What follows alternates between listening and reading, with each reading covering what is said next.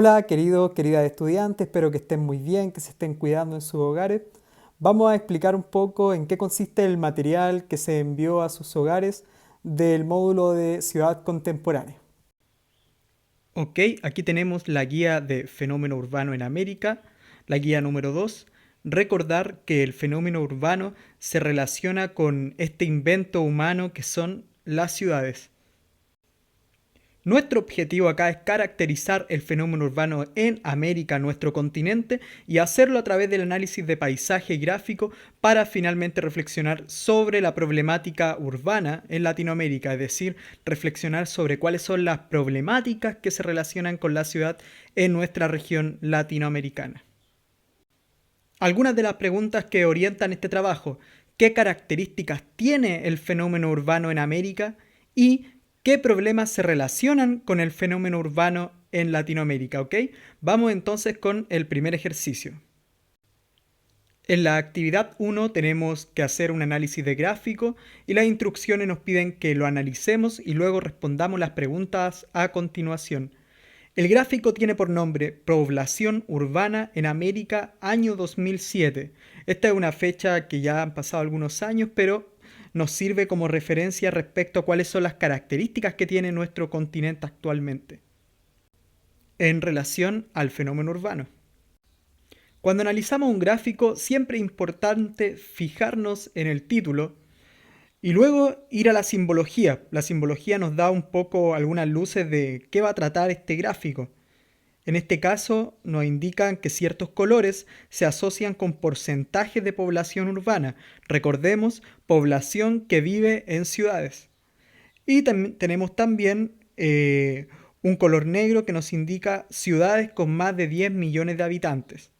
A partir de estos colores podemos dirigirnos al gráfico. Nos damos cuenta que el gráfico tiene una determinada forma. Principalmente son circunferencias con información dentro. Y si nos fijamos, estas circunferencias nos indican nombres de países y abajo nos indica algunos números. ¿Qué significan estos números? Aquí es importante darnos cuenta de la información que nos entrega el gráfico en conjunto. Arriba tenemos un país que dice US, se refiere a Estados Unidos, y dice 246,2 millones de habitantes urbanos. Es decir, que ese número de millones de habitantes viven en ciudades. Y luego nos dice 81% de proporción de población urbana, es decir, del 100% de habitantes en Estados Unidos, un 81% viven en ciudades. Este es un dato muy importante y lo vamos a encontrar en las distintas circunferencias: México, Brasil, Venezuela, Colombia, Perú, Chile, etcétera, etcétera. Siempre va a haber un número arriba y un número abajo. El primero, los millones de habitantes que viven en ciudades, y el segundo, el porcentaje de su población que vive en estas.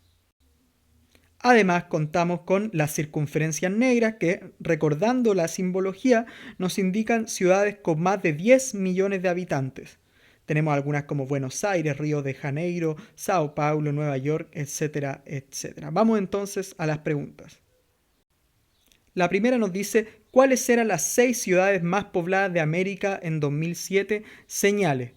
Para ello volvemos entonces al gráfico, buscamos cuál es, según la simbología, el dato concerniente a las ciudades y luego buscamos dentro del gráfico cuáles eran las 6 ciudades más pobladas de América en aquel entonces. Vamos con la segunda pregunta. Dice esta: ¿cuáles eran los 3 países con mayor número de habitantes urbanos en 2007? Si recordamos, cada una de las esferas nos da dos números. Uno habla de porcentaje y el otro habla de número de millones de habitantes urbanos. Entonces buscamos el dato que nos pide la pregunta, que nos decía cuáles eran los 3 países con mayor número de habitantes urbanos en 2007. Dicho en otras palabras, ¿qué países tenían más habitantes viviendo en ciudades en ese año del 2007? La tercera pregunta nos dice: según el gráfico, ¿qué países americanos tenían una proporción de población urbana de 75% o más? Entonces, el gráfico nos indica, según la simbología, los colores, cuál es el porcentaje de población urbana que tenía este país, y luego buscamos cuál corresponde al porcentaje de población urbana que nos está pidiendo la pregunta, y buscamos el color correspondiente. Señalamos los tres y luego seguimos con la cuarta pregunta. ¿Qué semejanza tiene Chile con países como Argentina, Brasil y Estados Unidos? Recordemos que aquí estamos ocupando los datos que nos entrega el gráfico, que el gráfico solamente nos está entregando los datos del número de millones de habitantes urbanos y porcentaje de habitantes urbanos. Entonces vemos en qué se parece Chile a países como Argentina, Brasil o Estados Unidos, considerando estos datos. ¿En qué se parece Chile a Argentina, a Brasil, a Estados Unidos? Podemos responder entonces, Chile se parece a estos países en que, etcétera, etcétera, etcétera. Luego en la 5, según el gráfico, ¿qué diferencia tiene Chile con países como Argentina, Brasil y Estados Unidos? Volvemos entonces al gráfico y decimos, ¿qué tiene de distinto Chile con estos países? ¿Cuál es la diferencia? Comparamos y luego indicamos en la respuesta, Chile, a diferencia de esos países, es un país, etcétera, etcétera, etcétera. Y la 6. La 6 es una pregunta de síntesis. ¿Qué características generales tiene América respecto a su población urbana? Señale dos características. Y acá podemos decir, América es un continente en que la mayoría de los países, y nos referimos a la información que nos da el gráfico, pero también existen países y además existen países o hay algunos países dentro de América y así logramos al menos dos características generales de nuestro continente.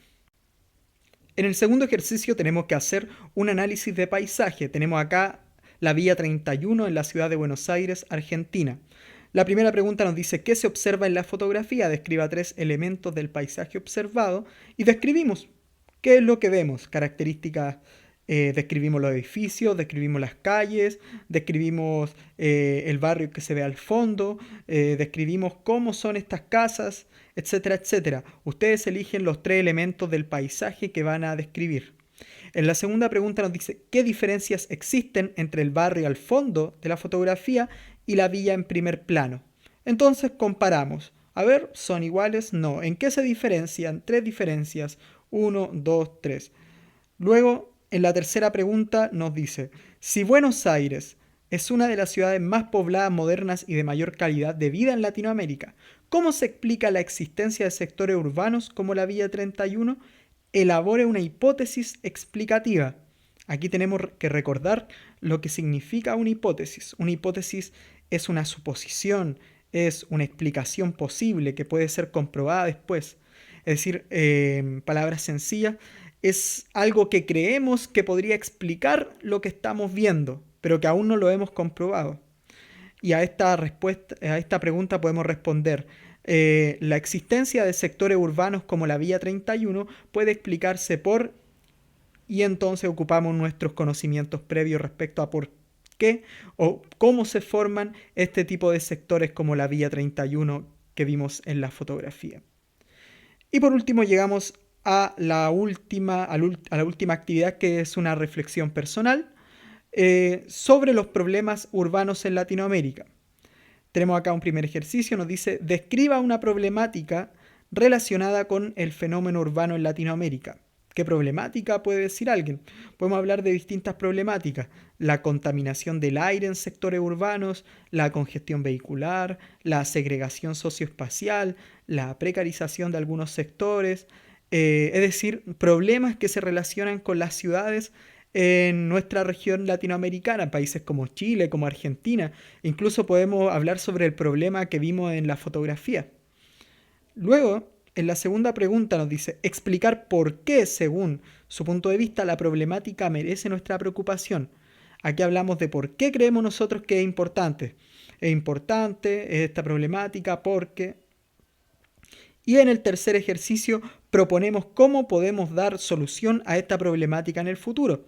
Una respuesta a futuro, esta problemática, este problema podría solucionarse a través de, y ahí damos rienda a lo que es nuestra creatividad.